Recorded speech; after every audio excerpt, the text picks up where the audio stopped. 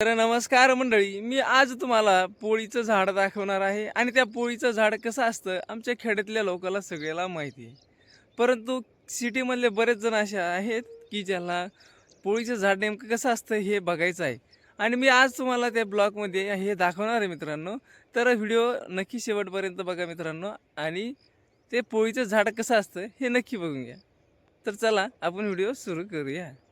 तर बघा मंडळी, सर्वप्रथम शेतकरी काय करत असतो, उन्हाळा झाल्याच्या नंतर काय करतो, हे जे असं मोकळं रान असतं ना मित्रांनो, याला नांगरणी करून घेत असतात.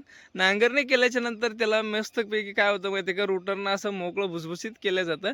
त्यानंतर ज्यावेळेस पाऊस पडतो त्यामध्ये मग काय करतात माहिती आहे का, त्याला आपल्या पद्धतीनं कोणी सोयाबीन पेरतं, त्याच्यानंतर खरीपमध्ये कोणी आपल्या आपल्या पद्धतीनं असं कापूस पण लावतं मित्रांनो. आणि ते झाल्याच्या नंतर ज्यावेळेस हिवाळा येतो मित्रांनो, रब्बी पिकामध्ये, तर हे असं जे रान असतं मित्रांनो त्याच्यात काय करतात माहिती आहे का, असे गहू पेरून घेतात. आणि हे जे गहू आहे मित्रांनो, हे ते जे आहेत, मी तुम्हाला म्हणलं पोळीचं झाड, हेच ते पोळीचं झाड आहे मित्रांनो. आणि तुम्हाला आता हे जे पोळीचं झाड आहे मित्रांनो, पूर्णपणे गोल्डनमध्ये दिसत असेल. आणि तुम्ही म्हणसाल हे सोनं आहे की काय, वाव, खरंच हे सोन्यासारखं दिसतंय. आणि हे सोन्यासारखं दिसणारं हे आमच्यासाठी सोनंच आहे मित्रांनो. कारण काय माहिती आहे का, याच्यावरच आमचं पोट भरतं आणि शेतकरी याच्यावरच जगतं मित्रांनो.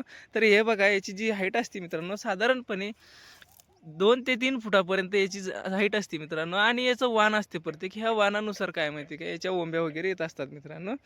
आणि ह्या ज्या ओंब्या आहे मित्रांनो, याला नाही का समोरून बघा, एक छोटासा नॉर्मल केसासारखा आकार आलेला आहे मित्रांनो, तुम्ही बघू शकता. हे जे केसासारखा आकार आलेला आहे मित्रांनो, याला कुसळ म्हणतात. आणि ह्या कुसळामुळं काय होतं माहिती आहे का, ज्यावेळेस शेतकरी काढतो ना मित्रांनो हा गहू, त्यावेळेस खूप खाजू येते आणि शेतकऱ्याची परेशानी होती. आता हे पीक नेमकं याच्या टायमाला काय माहिती आहे का, तुम्हाला असं वाटेल की बाबा हे खूप सोपं आहे, याला एकदा पेरल्याच्या नंतर पाणी दिलं की येऊन जातं. पण मित्रांनो, शेतकऱ्यासाठी खूप अवघड आहे. आता बघा, याच्यामध्ये पाणी देण्यासाठी काय केलेलं आहे माहिती आहे का, आम्ही पाईप टाकलेलं आहे. बघा मित्रांनो, तुम्हाला दिसतो का नाही मला सांगता येणार नाही. बघा, तुम्हाला दिसला का नाही मला सांगा नक्की, दिसला का. हा, हे बघा, हा काळा पाईप आहे मित्रांनो. आणि याने आम्ही पाणी देत असतो मित्रांनो, खुल्लं, ते पण दांडानं. आणि ते दांडानं पाणी दिल्याच्या नंतर मित्रांनो, बऱ्याच वेळा एका दांडाला आम्हाला पाणी जर द्यायचं असेल मित्रांनो, इथून तर फार शेवटपर्यंत तर 4 वेळेस मोटर चालू आणि बंद करावं लागते. आता सोलार आलं मित्रांनो, सोलारमुळं हे चांगलं झालं शेतकऱ्यांसाठी. आणि त्या पोळीच्या झाडाचं मी तुम्हाला गहू दाखायचं राहिलं ना मित्रांनो, हे जी बोंबे आहे मित्रांनो, आता याच्यामध्ये तुम्हाला मी काय करतो माहिती का, याच्यामधून कसं गहू निघतं ते दाखवतो मित्रांनो. ही जी आहे ना आता बोंबी, एक सिंगल आपण तुमच्यासाठी तोडलेली. आणि तेवढं मी दिलदार पण आहे, माझे थोडंसं नुकसान होईन एका बोंबीचं, पण मी तुम्हाला दाखवतो मित्रांनो. चला आता आपण याला दाखवू मित्रांनो तुम्हाला. बघा, आता मी याला साईडला घेतलं मित्रांनो.